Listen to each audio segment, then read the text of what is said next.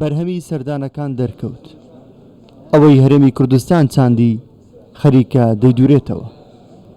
درەنگانی شەوێکی پڕ لە دانوستانی درێژ، ڕۆژێکی نوێی پڕ بەرهەمی بەدوەداهات.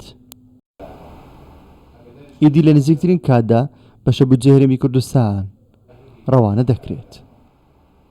ئەو ڕێککەوتن کرایە واژوو کرایە مانای ئەوەیەکەوە حکوومەتی هەرێمی کوردستان ئەو الزاماتانی لەسەری بۆ جێبەجێ کردیەوە بەڕاستی گرنگ بۆ کۆبوونەوە و ئەو ڕێککەوتنە لە ڕووی دارایی بە نسبەت خەڵکی هەرێمی کوردستان بۆ نسبەت هاوڵاتیانی هەرێمی کوردستان چووکە دەمێکە موسیان تاخیر بووە کە نەدەبواە بەو شێوەیە تاخیر بێ پێویستە بەڕاستی لە مانگەکان وەکو ئەوەی کەوە هاوڵاتی عراقی چۆن موچە وەردەگرێت لە چ کاتێک وەردەگرێت پێویستە لە هەمان کاتدا ئەو ڕێکەوە پێویستە بۆ هەرێمی کوردستان ئەو ڕێکەوە مستحقا بە تایبەت موچە بنێردرێ بۆ هاوڵاتیان هەرێمی کوردستان.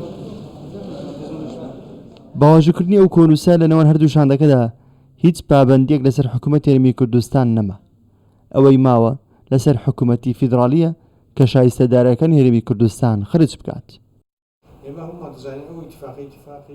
ڕێککەوتنەکە ئەو پروپاگەندانەی بەتاڵ کردەوە کە دەیانوت هەولێر نایە بە ڕێککەوتن بکات و موچەی فەرمانبەران ڕەوانە بکرێت.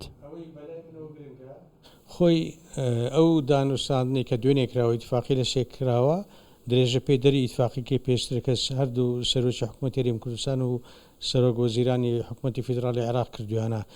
ئەوەی بەلای منەوە گرنگە پش و درێژی وەفدی ئێمەیە کە دەچێتە بەغدا ڕاستە زۆری چێن برد بەڵام گرەوەی تو دەکەوێت ئەنجامێکی باش کە لە شام و خاڵەکان و پێک هاتووی و دانوستاندنی شەر ئەوایە تو هەندێک دەدەی ئەویش دەبی هەندێک بدات تا دەگەی ڕێککەوتن.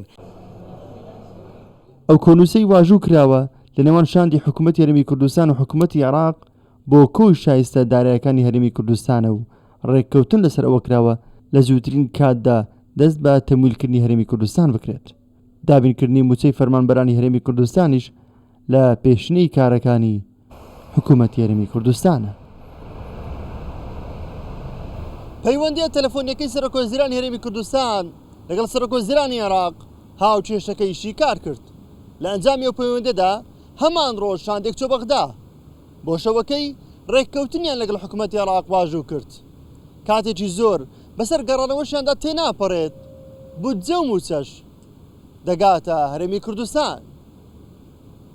نەورۆز عەبدوڵڵا، کوردستان 24 هەولێر.